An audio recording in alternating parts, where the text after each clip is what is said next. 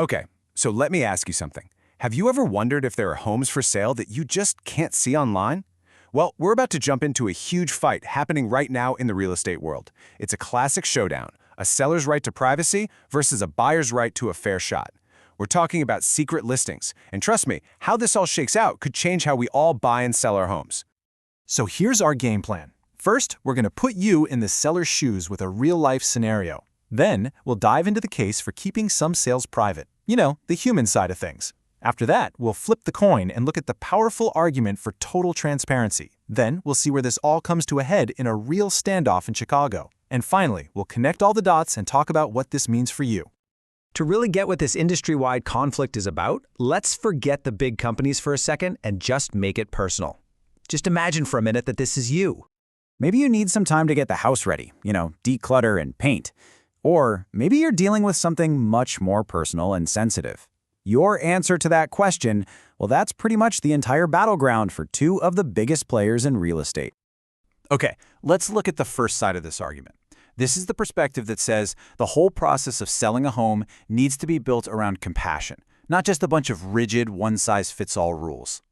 So that's a quote from the CEO of Midwest Real Estate Data, or MRED.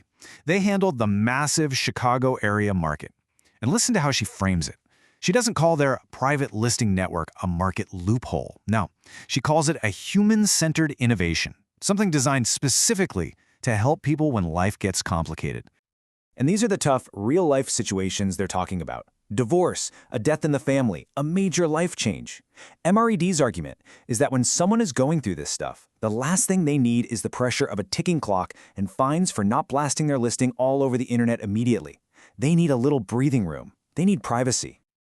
And look, this isn't just an emotional argument about feelings. They've got the numbers to back it up. They point to very specific data to show how this private system is actually being used in the real world. And this right here is a really key number. It shows these aren't some kind of permanent, secret off-market deals. Most homes are only in this private network for a couple of weeks, max. MRED says that's just enough time for sellers to get everything in order before they're ready to go fully public. Now this number is a big one because it tackles the biggest fear people have, that these homes are being sold behind closed doors before anyone else gets a shot. But with only about 3.5% selling almost instantly after going public, MRED's argument is that the vast majority of these homes do hit the open market for everyone to see. Okay, but of course, there's another side to this story, a really powerful one. And this perspective isn't focused on the individual seller's needs. It's all about fairness and transparency for absolutely everyone in the market. And here's where the tech giant Zillow comes in. Their position is actually pretty simple. They're saying the moment a home is marketed anywhere, even if it's just quietly to a small group, it needs to be available everywhere. The core principle here is total equal access, no exceptions. So what you're seeing here, it's a complete clash of philosophies. It's a collision course. On one side, you have MRED, who's championing the individual seller's need for flexibility and a bit of compassion. And on the other, you have Zillow, who's all about the collective market's need for a totally transparent and level playing field.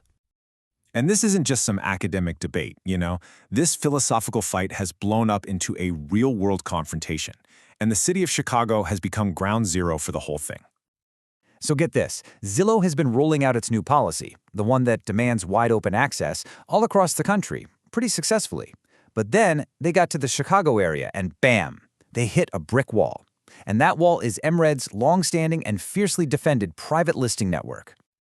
So this is the standoff in a nutshell. You've got a brand new national rule from a massive tech platform crashing right into a powerful, deeply rooted regional system from a local MLS.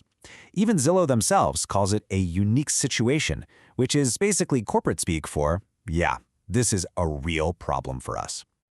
Okay, so you might be thinking, this is an interesting industry fight, but what does it actually have to do with me? Well, it turns out a lot. This isn't just a squabble between big organizations. It has real, tangible consequences for anyone who owns or wants to own a home.